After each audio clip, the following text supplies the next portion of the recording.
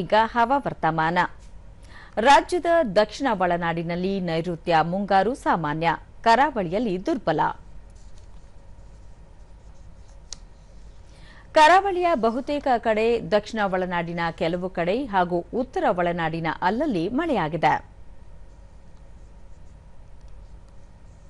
ಚಿಕ್ಕಬಳ್ಳಾಪುರ ಜಿಲ್ಲೆ ತೊಂಡೆಬಾವಿಯಲ್ಲಿ ಅತಿ ಹೆಚ್ಚು 14 ಸೆಂಟಿಮೀಟರ್ ಮಳೆಯಾಗಿದೆ.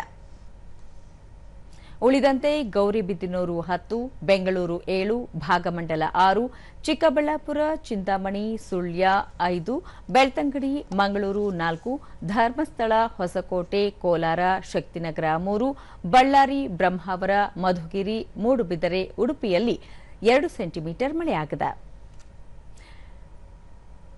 ಕಲಬುರಗಿಯಲ್ಲಿ ದಾಖಲೆಯ ಗರಿಷ್ಠ 38.6 ಡಿಗ್ರಿ ಸೆಲ್ಸಿಯಸ್ ತಾಪಮಾನ ದಾಖಲು. ಮುನ್ಸೂಚನೆಯಂತೆ ರಾಜ್ಯಾದ್ಯಂತ ಮುಂದಿನ 7 ದಿನಗಳ ಕಾಲ ಹಲವೆಡೆ ಭಾರೀ ಮಳೆ ಹಾಗೂ ಕೆಲವೆಡೆ ಹಗುರ ಮಳೆಯಾಗುವ ಸಾಧ್ಯತೆ. ಕರಾವಳಿ ತೀರ ಪ್ರದೇಶದಲ್ಲಿ ಗಂಟೆಗೆ 40 ರಿಂದ 60 ಕಿಲೋಮೀಟರ್ ವೇಗದಲ್ಲಿ ಗಾಳಿ ಬೀಸಲಿದ್ದು, ಮೀನುಗಾರರು ಸಮುದ್ರಕ್ಕೆ ಇಳಿಯದಂತೆ ಮುನ್ನೆಚ್ಚರಿಕೆ ನೀಡಲಾಗಿದೆ.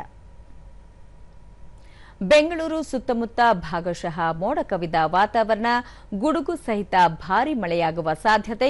ಗರಿಷ್ಠ 29 ಹಾಗೂ ಕನಿಷ್ಠ 20 ಡಿಗ್ರಿ ಸೆಲ್ಸಿಯಸ್ ತಾಪಮಾನ ದಾಖಲು ನಿರೀಕ್ಷೆ.